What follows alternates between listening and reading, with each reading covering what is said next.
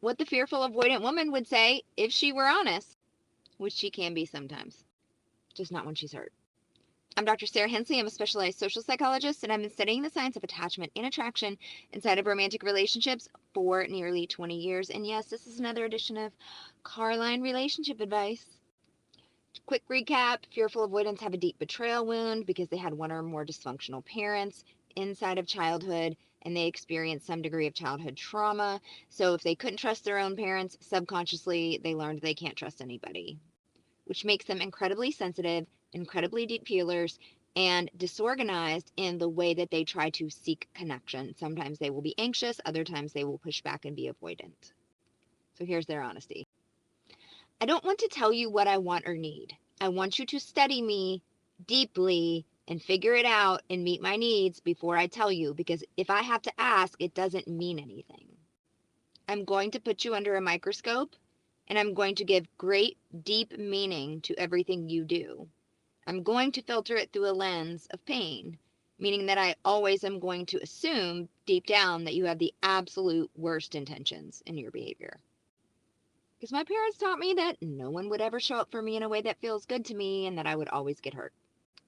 I'm going to constantly move the goalpost in our relationship. So the thing that I was mad about last week is not going to be the thing I'm focusing on this week. Because every time I move the goalpost and I see you kick it through for me, it soothes my betrayal wound. It soothes my trust wound just a little bit. But that soothing is temporary. So I'm going to need to get reassurance by moving the goalpost again, over and over.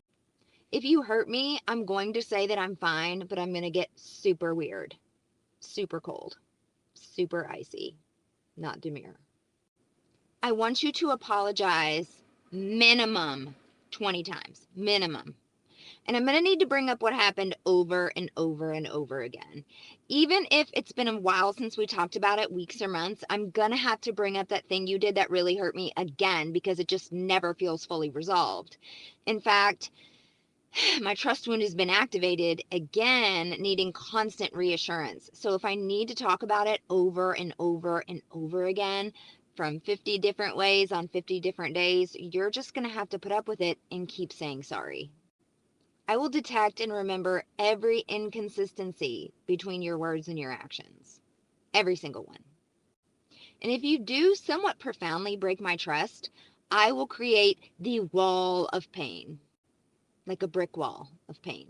And I'm going to hold on to it and hide behind it, because the wall is a shield. Like, if you hurt me, I'm going to put up this wall so that if you launch another dart at me, it won't hurt as bad.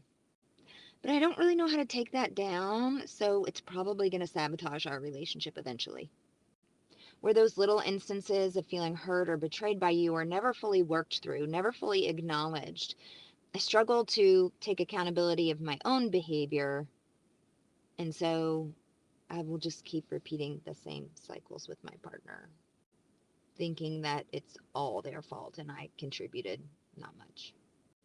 And then if I do realize that I've contributed it, I'm going to feel such deep shame and such overwhelming feelings of failure that I also might push you away or beg for you to come close. It depends on what's going on. My tongue gets very sharp when I'm feeling hurt, and I feel very justified in all of the ugly things that I can say. If I've done some healing work, I will apologize. If I've done none, I will stand by it and deflect the blame onto you. I kind of always have to have a problem because I don't know what relationships without love, hurt, and chaos really look like. I will love you just as fiercely as I will hurt you. And I don't know how to resolve my deep need for connection with my deep fear of being hurt by you.